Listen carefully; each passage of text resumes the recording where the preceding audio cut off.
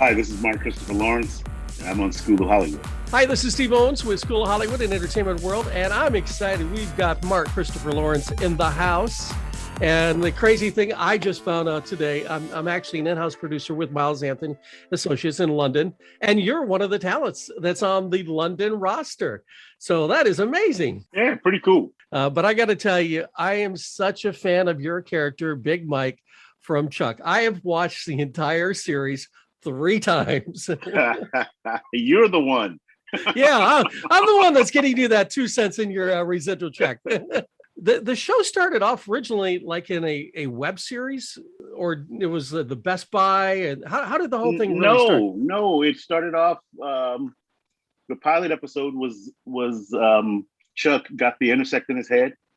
The web series came at the end of the first season, and they did that little web series. Yeah, but I originally read for the role of Harry Tang.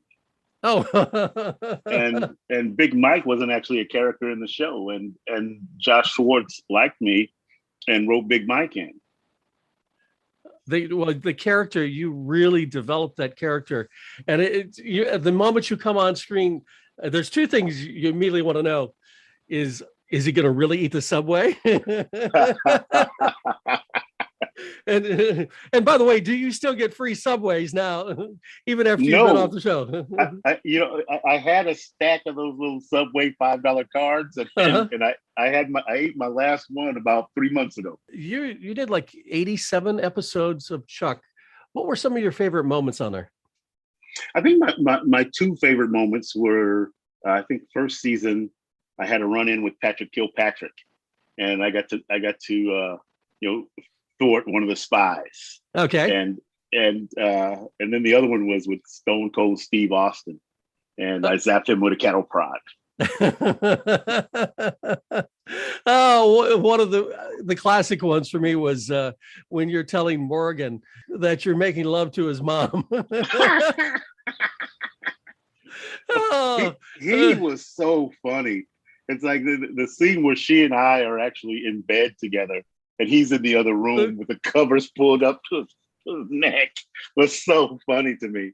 Lester and Jeff, yeah, and Lester, yeah. Oh, the stuff that those 2 did, and you being the boss and the way that you handled them, it was so comedic and very well put together. The show kind of got killed though because of the writer's strike, I believe, wasn't it? Well, I think what happened was that we were winning the time slot outside of Monday Night Football and Dancing with the Stars, of course. And when the writer's strike happened, NBC didn't put us back on after the strike until after they played 22 episodes of Heroes in our time slot. And then they put us back on, and we lost a gang of fans at that point. People thought we were dead. Yeah. I actually thought it had been canceled because of it. And then you've done so much television and movies over your career. What have been some of your highlight things that you have done? Say this is who I'm known for. Well, I think outside of Chuck, I think I'm known for Tone Deaf in the movie Fear of a Black Hat, which was a rap Spinal Tap, sort of on the order of like CB4, but way better. But over the years, I think my favorites have been, my very first job was Hill Street Blues, which changed the way we watch TV. All of the cop shows are sort of modeled after that now. Terminator 2, which changed the way we watch movies because of the special effects. And then in television, working with George Wendt on the George Wendt Show, that was my first series. That was fun. And George is just a great guy. So there's been some nice little highlights over the years. I think my very first big agent, they signed me. I was doing Life is a Dream, this Calderon play, a very serious, drama. I played King Basilio, and they signed me when I was doing that. But then when they saw me do stand-up, they never sent me out for another drama after that. So my career has been mostly, comedy. And I think I'm actually a better dramatic actor than I am a comedic actor. So do you remember who your first agent was? Well, that agent, my very first agent was Carolyn Scher. She was at a place called Privilege. And now she's the head of the kids department at Cunningham, Scott, Slevin, and Doherty. But then my first big agent was Bauman Hiller. and Wally and those guys were really, really good to me over the years. That is great. Actually had a School of Hollywood fan asked me to ask you a question. What were your favorite memories of Fear of a Black Hat? Wow. Every day there was something new. I think the best thing was Rusty just letting us go. He'd come in, he'd say, look, here's a skeleton of what we have to say these words to move the story, but do what you do. And just gave us, sort of free reign to improv, and as long as we move the story along. And I think, the weekend before we started, we actually made an album, and we had to get all that in the can before we started shooting, because we had concert footage that we needed. So that was one of the highlights, and then the other was just every day on the set, laughing with Rusty. Kind of amazing. But my favorite in the movie itself is when we signed with Intergroove Records, and Barry Shabaka Henley is the record exec, and that whole scene, he improv'd all of the stuff that he says to us, and it's so funny. We had to keep cutting because we started laughing. Yeah, that's probably the highlight of the movie for me. Did you start out actually having to do like improv classes? No, I never took an improv class until probably about 3 years ago. I took an improv class with Mike Chain, who did a lot of Punch Up for a lot of different shows over the years. And I ran into him at a comedy show one night. I was doing stand up, and they invited me to come down and take this class that he was teaching. And I did it for like 3 years. It was a lot of fun. And then COVID happened, and that was the end of that. You have a new TV series with Tyler Perry, All the Queen's Men on BET. Congratulations on nailing that. Thank you. Yeah, I'm recurring on it. I did, in the pilot season, there's 10 episodes. I did 4 of the 10, and hopefully I'll get back in there. It's a really good look for me. It's a dramatic role, but they let me bring a little funny to it. And it's something very different from what Tyler normally does. Tyler's not in it. He didn't write it. He didn't direct it. He just exec produced it. And it's an exciting show. I don't think we've seen this show on television ever. But the bigger news is you're the big man in Hollywood right now. Not Big Mike, Big Mark, with 2 Emmy nominations. Outstanding Daytime Fiction Program for 2021 for Stacks. I got to tell you, I don't want to give the plot away on this. See, I was rolling laughing. You're going to have to give the plot line on this so I don't destroy it. Well, I think it's a biting social commentary, that's driven by the way we're living right now within the pandemic, and it's hard. I mean, because it's only 7.5 minutes, it's hard to talk about it without giving it away. So I don't want to give it away. People just go watch it. Exactly. Obviously, the Academy liked it enough that they're making it a nomination, but you're also nominated for a Regional Emmy for the work on The Flourish. You can talk about that one, I know. Yes, The Flourish was a great little film. Shannon Taylor wrote and directed it. She is a local San Diego talent, and asked me if I'd like to be in this film. And I read it and I liked it. The character is kind of suffering from PTSD, but the film girl who dreams to be a magician and doesn't let anything stop her. And it's really a fantastic film. And every time I watch it, it kind of tears me up a little bit, because through it all, she's not discouraged, and she goes after her dream and eventually gets it. Have you noticed a change in the diversity in Los Angeles in the last 6-7 months? I think things are getting better, overall in the film industry. There's more opportunity. I mean, obviously there's more outlets, and digital really helps people produce. Right now I'm working on a faith-based film for PureFlix out here in Knoxville, Tennessee, and it's called Nothing is Impossible. And they really are raising the bar because of the digital technology, and it's giving people lots of opportunity. And I think the diversity is part of the thing that really is helped by all these different outlets and all this new technology. While you were doing stand-up, you actually got to work with two of the legends, Jerry Seinfeld and Rodney Dangerfield.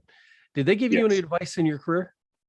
Rodney said to me, he said, kid, he said, I watched your whole set and you're really funny. He says, just keep doing what you're doing and enjoy yourself.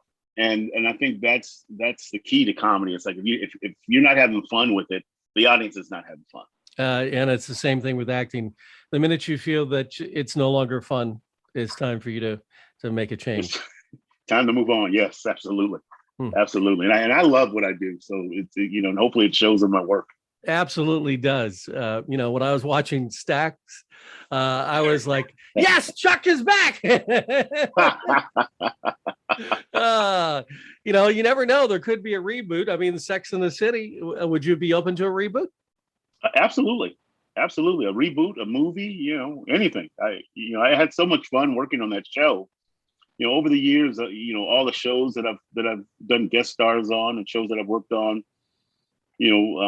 infamously Designing Women, when I worked on that show, the tension was so thick, because they didn't get along. But on Chuck, we had a huge cast, 10 people in the cast, and everybody got along. And it was a lot of fun to go to work, and you just wanted to be there around these fun people. And I'd love to get back in the ring with them. Was that a real store, or was that just a facade made up? that was stage 17 at Warner Brothers. Oh, wow. I could see some 5-finger discounts going on in that place with all the stuff in there. I'll tell you, the one thing that I saw in there that caught my eye was the Nespresso machine. And I talked to Set Dressing, and they ended up getting me one, for cost. And I was like really happy. It cut my Starbucks bill, down to almost nothing. Oh, I bet. What advice would you give somebody new coming up in the business? Be as good as you can. When you're going into auditions, you don't want to leave anything to chance. You want to go in and put your best foot forward, and then walk away. Let it go. You'll either get a job or you won't, and it's not rejection. They just want a different direction from you. It's great advice, because people do hang on to it and they don't know how to let go of it. Best thing that ever happened to me. My first audition was Hill Street Blues, and before I got home, it was on the machine. I ran home after every audition for a year, checking my machine, and then I realized, I'm not going to get them all, and I'm able to just go in and let it go. Go do it and let it go, and that's what you got to do. Otherwise, it'll drive you crazy. So what kind of work were you doing, or while your career was starting to flourish here in Los Angeles? Well, I was in college when I started. My first audition, I was still in college at USC studying theater. I was bouncing back and forth from theater and stand up and, getting gigs, for movies and TV. And finally, I was like, okay, well, maybe I need to actually have some real income. So I was waiting tables and bartending. And then one day, I guess it was right before Thanksgiving, 1993-ish, I think, I booked 2 national commercials and a stint on, what's the movie, Denzel Washington and Gene Hackman? Oh, Crimson Tide. Yeah. Yeah. And I quit my day job that week. I was like, okay, this is it. This is the opportunity to make a move. And I did, and never looked back. And that was also when commercials paid. Yeah, that was exactly. Commercials paid back then. Where are you on social media that people can follow you? I'm really easy to find. Probably the best way to get me. I'm on Instagram. I'm on Twitter. Also Facebook. I just started doing TikTok, but you can go to my website, markchristopherlawrence.com. Scroll down to the bottom. All my buttons are there. Fabulous. And one last question for you. You've done a lot of short movies, and a lot of actors are against doing them coming up. They think, I want to be in the Marvel movie. That's, why do you do the short movies that you do? A lot of times, I think it's because these are young filmmakers sometimes, and they're the filmmakers of tomorrow. So what better way to introduce myself to them than doing something that they're working on, that's their passion at this point in their career. And then later in life, as they develop and become huge in the industry, they'll go, oh, you know what? Mark Christopher Lawrence will be great for this. Absolutely. That's the best advice you can give to young actors today, because I'm telling you, I have so many of them that approach me. It's like, oh, I don't want to do it. I don't want to do it. I don't want to do it. It's going to wreck my career. But it doesn't wreck your career. It actually builds your future. Well, I mean, look at this. I did 2 short films and I'm nominated for Emmys. Hey, there you go. That's the best way to end this interview. Mark, I really appreciate you being on School of Hollywood. Continued success, and I know you're going to have tons of it. Thank you, Steve. I really appreciate you having me on, and stay happy and healthy and safe. School of Hollywood concludes another episode today. Wasn't Mark Christopher Lawrence incredible? Gotta love the fact that he's up for 2 Emmy Awards. Let's hope he gets those. Do you have your School of Hollywood t-shirt? It helps support us bring the artist onto the show. Available at theentertainmentworld.com. Please check it out and support us.